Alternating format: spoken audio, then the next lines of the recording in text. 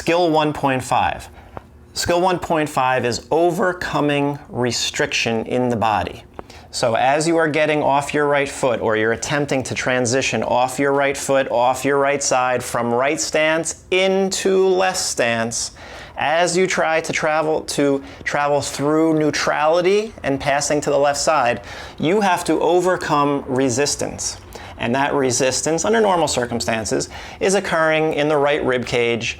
It is occurring in the right ab wall. It's occurring in the right neck. Why? Because those, and in the lower back on the right side. Because in the right adductor, because those muscles should be on when you're on your right leg. That's right stance. You have to overcome that resistance as you translate to the left. And sometimes that resistance is too strong for that resistance to overcome, and you can then, to be overcome, and then you can't shift fully to the left side. Or there could be over restriction on the left side that prevents you from fully getting into the left side. So you can't get fully into left AFIR, and you can't get fully into that left ZOA because of restriction on the left side. So it can occur in two different areas. On the right side, as you're trying to leave the right side, the restriction's holding you over to the right side, or as you try to get to the left, something won't budge, something won't open up to allow you to accept your bones movement and your muscle function to occur appropriately to get to the left side without compensation. Because if that left side won't open up appropriately in the appropriate places, left posterior rib cage, left hip capsule, posterior, you're going to go to the left, but you will be in compensation. Arched lower back, hip flexors, neck, you know the deal. So the skill 1.5 is knowing how to overcome that restriction. And this is where the art of PRI comes in. Anyone can teach exercises. They're not easy exercises, and definitely takes a lot of practice to learn them and teach them. And that's why, I don't put up a lot of exercises, because, for the main reason, most people are not going to get them right because they're hard. And I don't want them thinking that, oh, this stuff doesn't work, when in reality, the exercises are really hard to do correctly. So, anyone can teach the exercises after they learn them and understand why they're being used. What people struggle with, and this is what I see, and this is exactly what I struggled with, but people that I've helped who are learning PRI, I've kind of helped tutor them a little bit, they struggle with identifying where the restriction is occurring. Why can't they get their client neutral? Why can't their client stay neutral? And again, it can be muscular tension that just will not turn off, and you can inhibit that through exercises. But the much stronger restriction is occurring when the client, or you, let's just say you, when your brain does not sense something that it needs to sense in order to put itself in a position that it needs to get to. So you could either be overutilizing one area of your body that's giving your brain sense of position. A lot of people feel the outside of their right foot too much.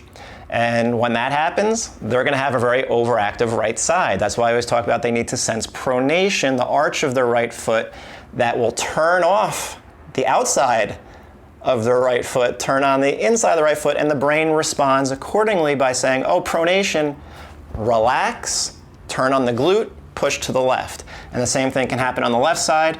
They gotta feel that heel. That's what starts to pull the pelvis back. That's what starts to rotate their spine to the left, and they can get into left stance.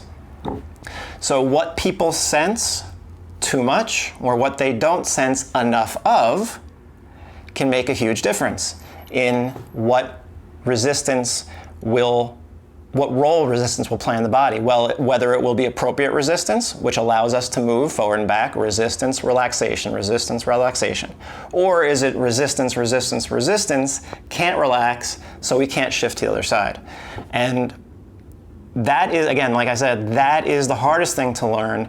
And that is where, when Ron, the founder of PRI, says you have to become more sensory minded, I'm pretty sure that's what he's talking about. because when people can't overcome the resistance and they can't help their client overcome the resistance, or they can't help them, they can't figure out why they can't get these exercises to work, so often it's coming from, well, feet a lot, besides just doing the exercises wrong. Feet a lot. A lot of people have too much reference of a right tooth. They can't turn it off. Some people, there's a pain that they have and they just can't get it off.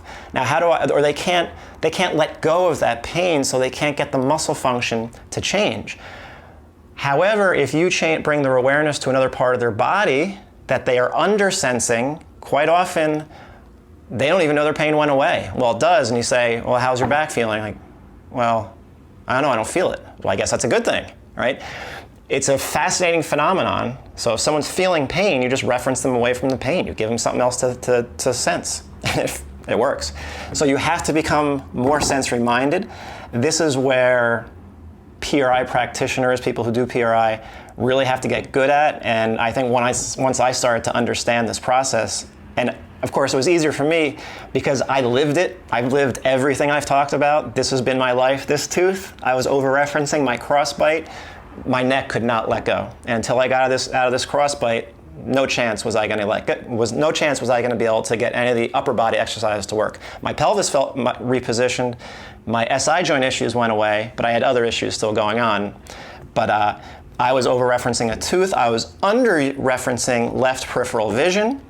I was under-referencing my left heel and my right arch because I couldn't do it because my neck wouldn't relax. But it's a system, and you have to attack all at the same time.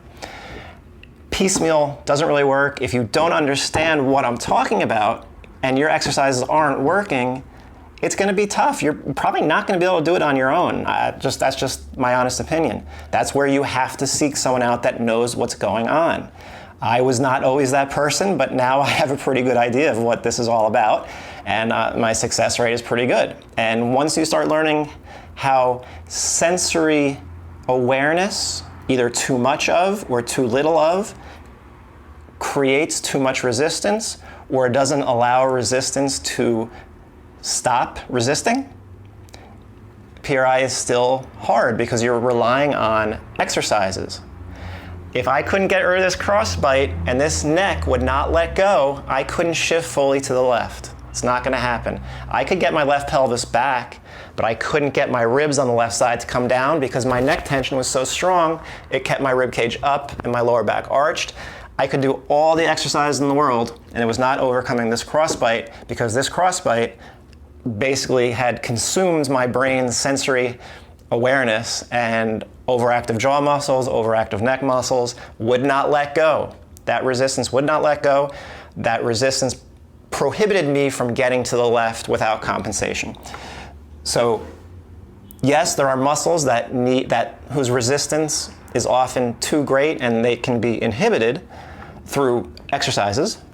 But other times, if it's sensory related, and I've made plenty of videos about the feet because it's the easiest one to deal with, if you aren't aware yet of how that sensory awareness, too much awareness of one part of the foot and too little awareness of the other part of the foot can perpetuate too much resistance, that is where the real art of PRI is. So that's skill 1.5 is identifying the resistance that prohibits you from shifting from the right side to the left side.